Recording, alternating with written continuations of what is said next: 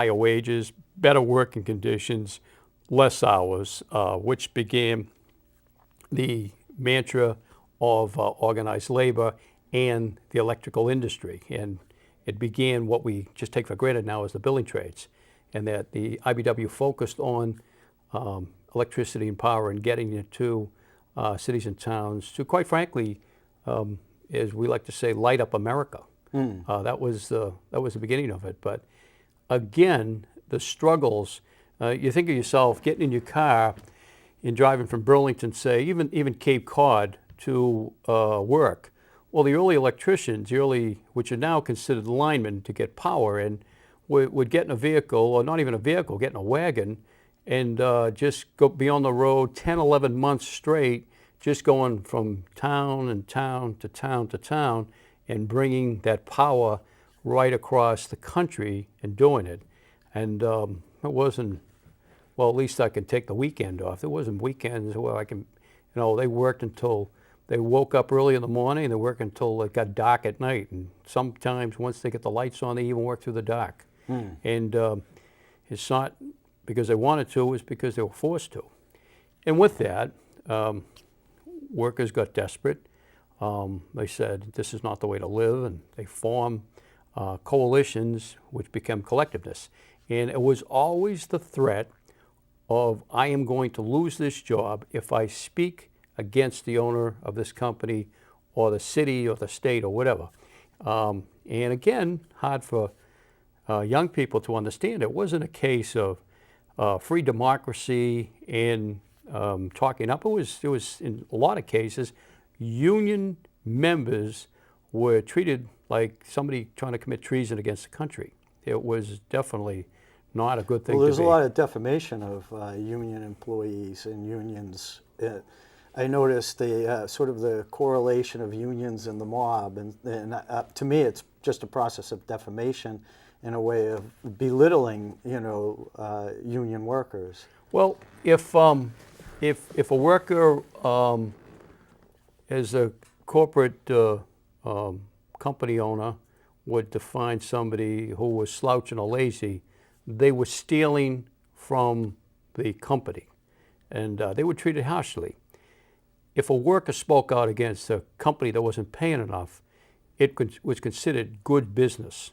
The early anti-union group, the Rockefellers, the Carnegies, the Mellons, they were considered the epitome of the businessmen of the country, but they exploited workers to their major selfishness. You look at the mansions down in Rhode Island, if it's any symbol, it's what these early rich corporate leaders had at the behest and on the backs of early workers, as it is today.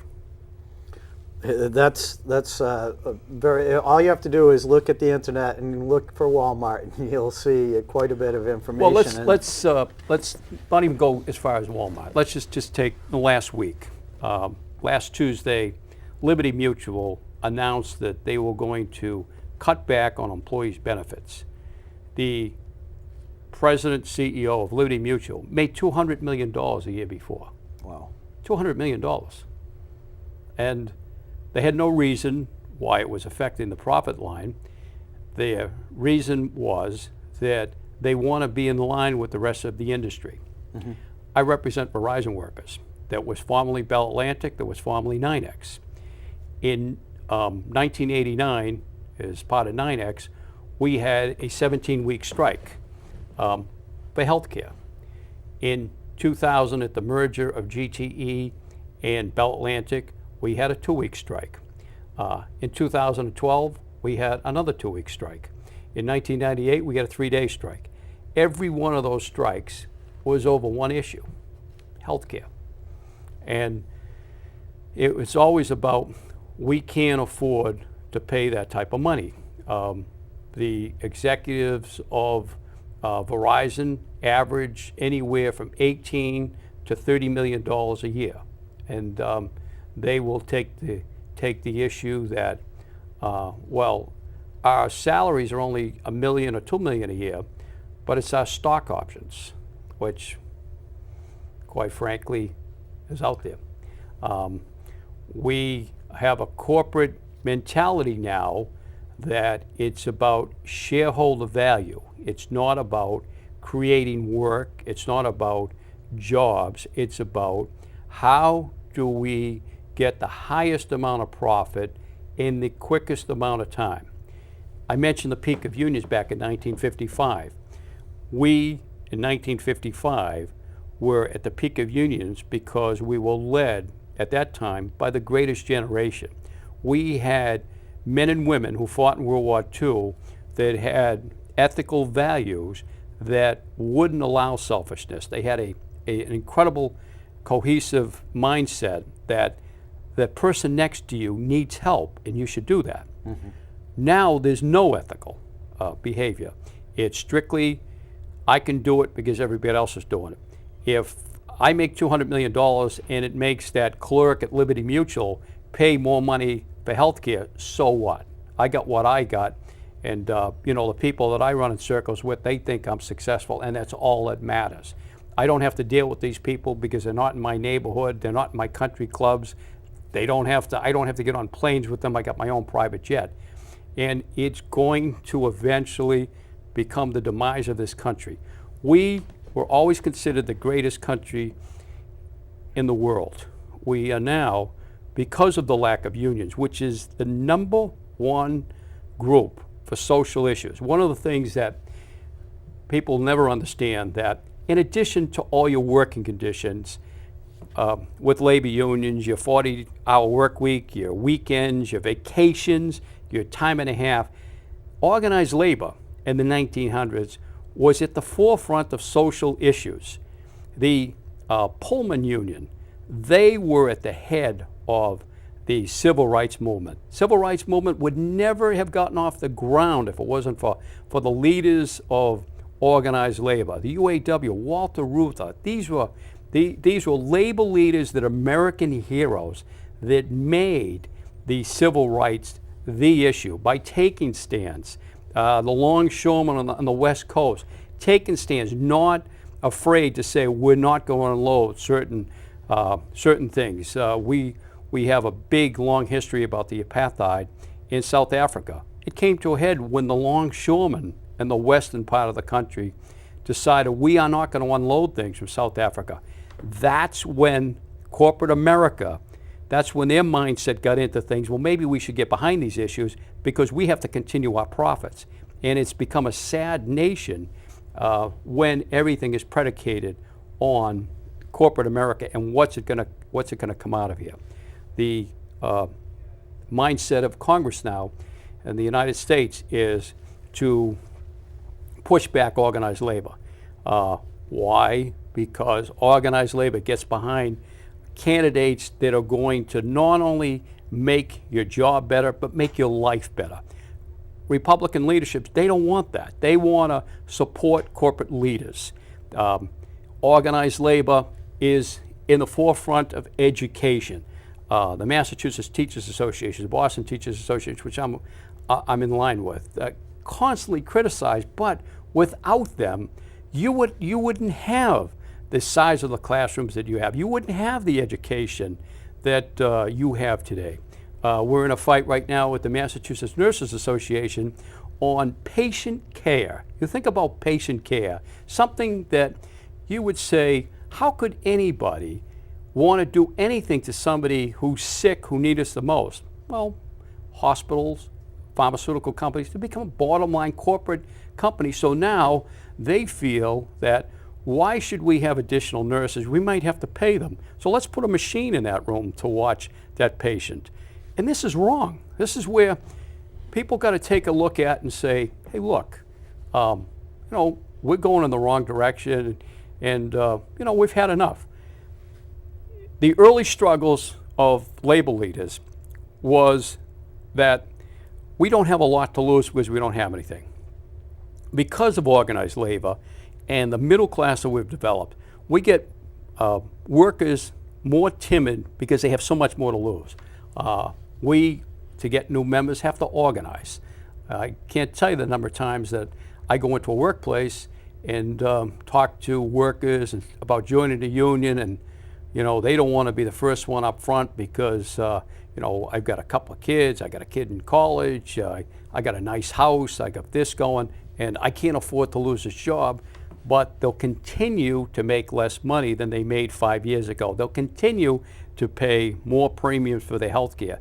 They'll continue to give more unpaid hours to that employer because they're afraid of taking them on. Well, lo and behold, it's going to come to a head because they're not going to have those jobs anymore. There is no corporation in this country that would not take the job in Burlington, Mass. And move it to Bangladesh tomorrow if they could find somebody in Bangladesh to do the same thing. If they could do this, if a TV station could do this program from Bangladesh with me sitting here, they would do that. The great thing about a community like this, a community program, they can't do that. But this is where we've evolutionized because of the great sacrifices and risks. There were the early days of labor. Workers were totally subservient to employers, where they lived in their homes, they ate their foods, everything came out of their wages, they went to their schools. If they didn't like their productivity, if they didn't like the way they worked, if they spoke out against work, they not only lost their job, they lost their home. They took away where they think. They were out, they were homeless. And it wasn't an era where you could just get in your car and go to another thing. They were basically on the road with their wife, with their husband, with their children, and then trying to go to the next town to get work and be able to survive. The other great groups that did say, I've had enough, I'm going to take them on, and God forgive, they went on strike, they were beaten badly. One of the incredible groups and one of the largest employees in the country back in the early 1900s were the Pinkerton Guards. The Pinkerton Guards were their number one occupation was to go in and end strikes. They ended strikes by going in and beating people up. And yet those people were willing to do that to get where we are today. You look back at the history of every group that was formulated. The IBEW, their formulation based on getting communications across this country, getting safe conditions within the electrical industry. Part of the IBEW was manufacturing, getting safe conditions in a manufacturing. We just take for granted that we're going to go into work and in a couple of hours we're going to take a break. Well, how'd you like to work 9 hours without taking anything? If you want to eat something, you want to drink something, you better bring that on a cup and do something when somebody's not looking, and you might be able to eat that sandwich or eat that fruit or drink that cup. But if you were also working and you're eating or drinking with your right hand, and you could work with your left hand. That's how they did breaks. That's how they did lunches. Well, unions went in and said, you need a break. That person's exhausted, and don't dock them because they were exhausted and they had fallen asleep at the manufacturing spot. Give them time off to do that. And give them time with their family, which was unheard of. And all of that brought us forward into where we are, into organized labor today. But there is no way, if I went out to anybody in this room, and I said to them, if you give me $4 a week, I'll give you back $200. And you say, of course I'd do that. Well, that's what a union does. A company likes to say during an organizing campaign, well, you got to pay union dues. Well, you got to go on strikes. The best investment a worker can make is union dues. There's no worker out there side by side that is going to have a union member compare their wages with a non-union member. I would challenge any non-union electrician out there, any non-union telephone worker out there, to put their wages up to a Verizon worker or a local 103 electrician and what they make. It's amazing to me, and it seems so crazy to me.